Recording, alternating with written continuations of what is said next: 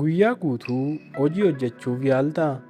Garuu hojii jalqabuunuu akka gaara guddaa si fuulduratti dhaabbateetu sitti ulfaataa? Sana booda of komattaa? Maalifan akkanatti dadhabaa ta'e jettee of gaafattaa? Dhugaan jiru garuu kana ta'uu dhiisuu danda'a. Ati dadhabaa miti. Ati cimina hin qindaa'in keessa jiraachuu dandeessa. Har'a mallattoo cimina hin qindaa'inii ja'a garuu dadhabbina keenya hin ta'inii ilaalla. Mallattoo tokkoffaa, boqonnaa fudhattus waan dadhabduu sitti fakkaata. Nama dadhabaa ta'eef hojii dhiisanii boqochuun gammachuudha. Nama cimina hin qindaa'in keessa jiruuf garuu akkas miti. Sa'aatii dheeraa raftee, boqonnaa fudhattee, hojii irraa yeroo dheeraa fagaattee garuu yeroo hunda dadhabbiin sitti dhaga'ama. Kun yeroo baay'ee qaamni kee osoo hin taane sammuun kee akka cinqametti agarsiisa. Mallattoo lammaffaa, hojii xiqqoon illee guddaa sitti fakkaata. Ergaa imeelii tokko deebisuun, mana qulqulleessuun, bilbila tokko bilbiluun, wantoota yeroo tokko salphaatti hojjettu har'a baay'ee ulfaataa sitti fakkaata. Kun yeroo baay'ee dadhabbummaa miti. Ciminni hin qindaa'in humna sammuu kee waan tutuuf hojii salphaan illee ulfaataa fakkaata.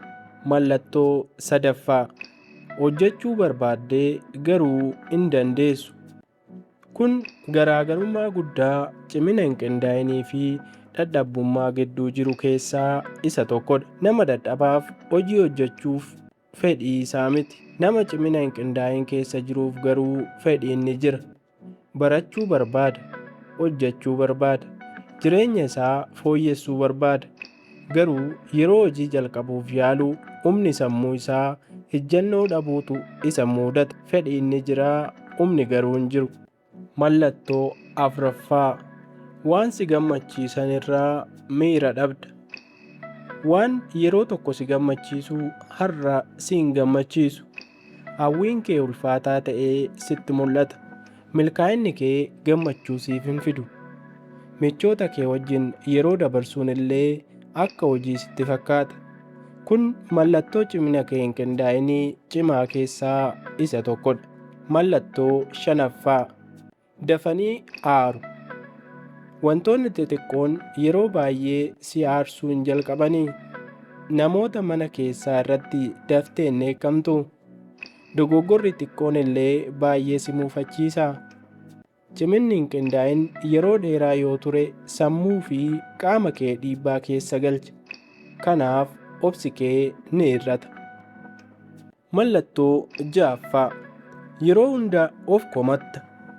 Kun mallattoo nama hedduu miidhu keessaa isa guddaadha. Boqonnaa yoo fudhattes of komatta. Hojii hin xumurre jechuun of komatta. Hojii baay'ee yoo hojjettes of komatta. Waan ati hojjettu kamiyyuu gahaa akka hin taanetti sitti dhaga'ama. Miirri yakkaa kun ciminni hin qindaa'in caalatti akka hammaatu taasisa.